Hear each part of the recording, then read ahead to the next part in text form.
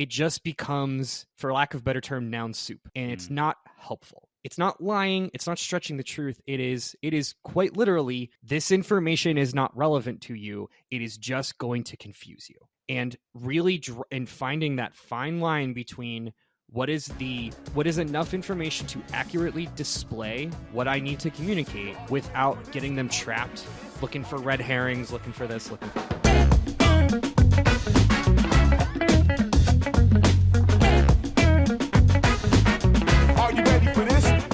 What's up, lifers, and welcome to The Daily Stand-Up with Lifetime Value, where we're giving you fresh new customer success ideas every single day. I got my man JP with us. JP, do you want to say hi?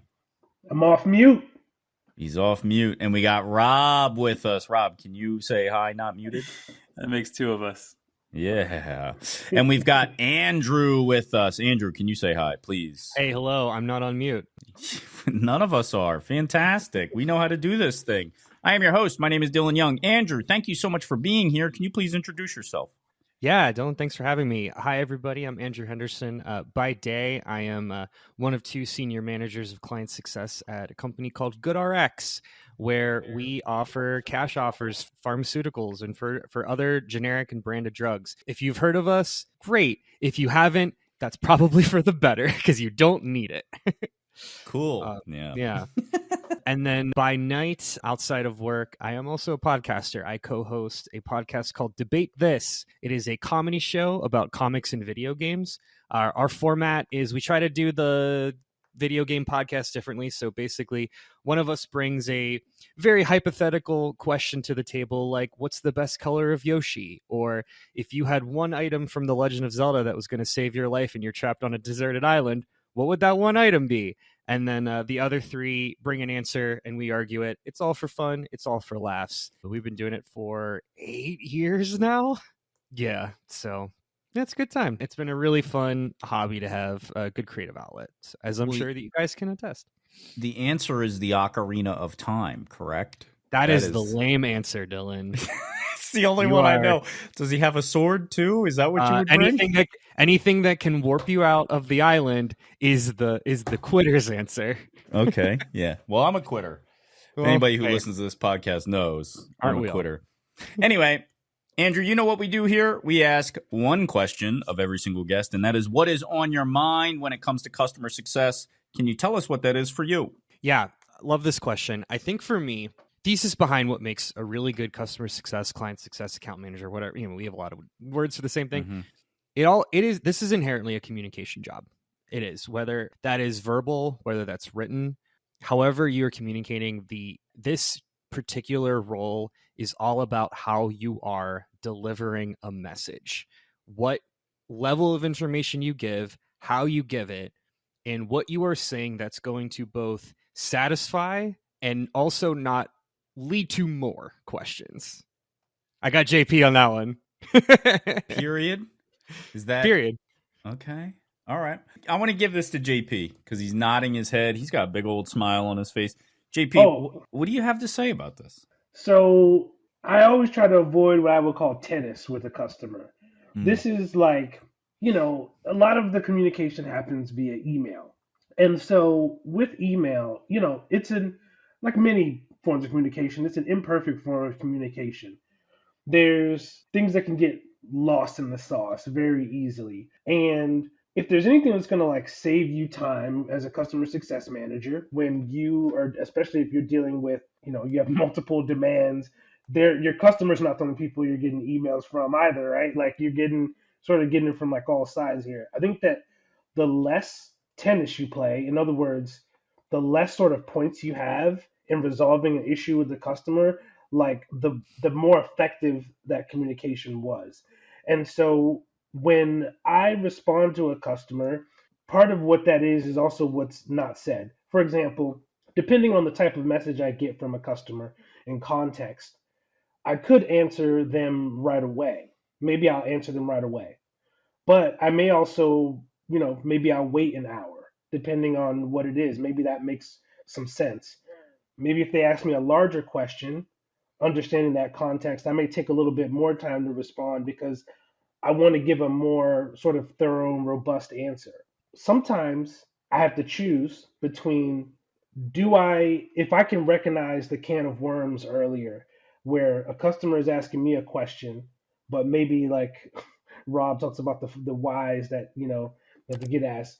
If I can cut them off at the whys, that sounds brutal. But if I can cut them off at some earlier whys, so that they don't it doesn't extend that chain, right? Maybe I say, oh, I really need to put them in contact with someone else.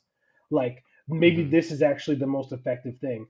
And so I believe that that is actually a sign of, I don't want to say high intelligence as if like not doing that means you're unintelligent, but I think that the ability to think ahead in that way, Mm-hmm. that as Andrew said, like communication is primarily like what we're doing. And I was tempted Andrew to be like, well, don't we all communicate, right? Like, isn't that a large part of everyone's job? But then when you think about it, it's like, no, no, no, no. For customer success, this Yeah. is like a super important part of what we do.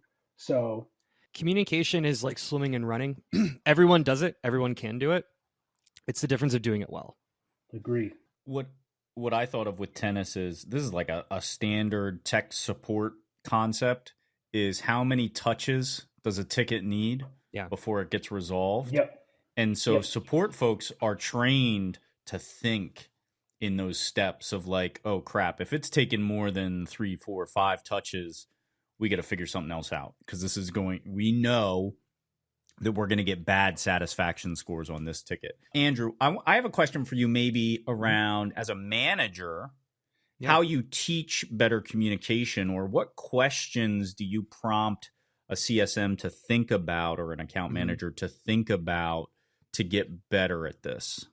Yeah, it's an incredible question. And so the number one, above all else, the thing that I've seen the most in teams, and I'm on my second team, it's a different team that I've trained in, with varying skill levels. The number one hardest thing for people, and I experienced it myself, to get used to is finding the line of enough information that makes sense, but not too much that gets in the weeds. Now, this is why this is really hard because people come in. Look, I came from the advertising agency world where like you just throw proper nouns at stuff until people stop asking questions because you're just trying to make yourself sound smarter than you are. Trust me, if you're an agency out there, I see you, I hear you, I get it. But that's just that world. Cool, fine.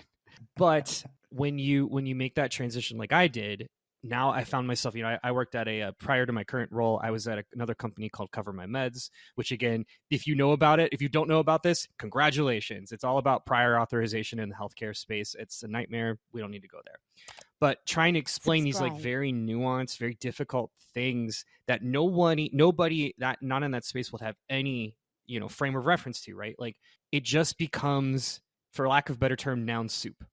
And it's not helpful. It's not lying. It's not stretching the truth. It is quite literally, this information is not relevant to you. It is just going to confuse you. And really, and finding that fine line between what is enough information to accurately display what I need to communicate without getting them trapped, looking for red herrings, looking for this, looking for that. And this is also something that, just to mention, AI does a poor job of emulating. Incredibly poor job of. Just to put that out there. Yes. I've seen in this, like, again, another thing we don't need to get into right now, but like it drives me crazy because I've seen people be like, yeah, you can have AI write this email for you. You know what that email is going to do? It's going to say, hi, I hope this email finds you well. Blah, blah, blah, blah, blah, blah. Like, and it's going to be 3 paragraphs of nothing.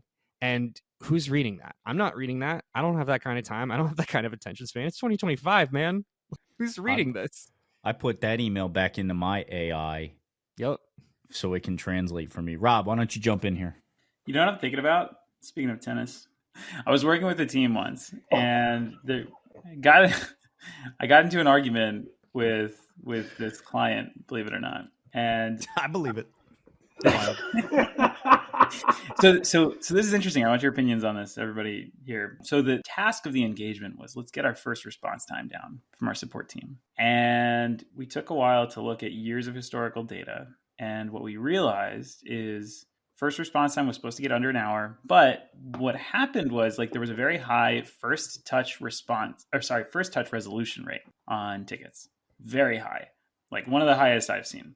And so I was like, well, what's happening here is actually not a first response time problem. It's actually a protocol. It's just a protocol choice that you all have made. You all have instructed your team to resolve on the first touch.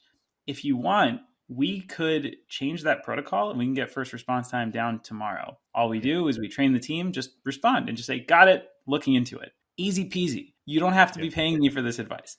But they were like, well, we don't want to do that. And I was like, well, you're going to have to kind of just pick your poison. And I think you've picked the right answer. I think what you're doing is actually the best client experience. I, as a client, would much rather receive a response within a couple hours than just get some vanity metric response that's like just meant to get your first response time down. Yep. I don't know if I agree with that, but that's more, maybe it's a personal choice. You can do both. You could absolutely do both. So were they unaware of that, or was it what they really wanted was them to solve their tickets faster? No, they were unaware of that initially because they weren't really looking at the comparison between, and they also just didn't have like a frame of reference necessarily for like what a good resolution time was. Yeah. You know, in an ideal world, sure, first response time would be a resolution and it would be under 1 hour. Mm-hmm. But in reality, it's a bit harder to do that, especially with like more complex products. Andrew, we're going to get out of here. Do you have any last words before we do? Yes. If you are client facing and you deal with nuanced things, if you deal with something that requires a little bit of explanation to handle, I challenge you, I encourage you to do this. Find something that you're passionate about that is not related to your work. It has nothing to do with that. And try and explain that and get somebody excited about it in under 5 minutes. That is the core, in my opinion, that is the core of being able to direct a message and speak the way that people want to be spoken to. People do not want to get proper nouns. People want connections. People want to similes, metaphors, right? Like people want to be able to understand something quickly. If you can practice that, if you can get that, if you can nail that down, you will find that will be such a bigger help in your day-to-day work life. That's cool. That's good advice. Yeah, I think that's great advice. Well, that is our time, Andrew. Thank you so much for joining us. Come back in the future. And I would love to talk more about communication and how exactly we can all get better at that. But for now, we do have to say goodbye. Take it easy, guys.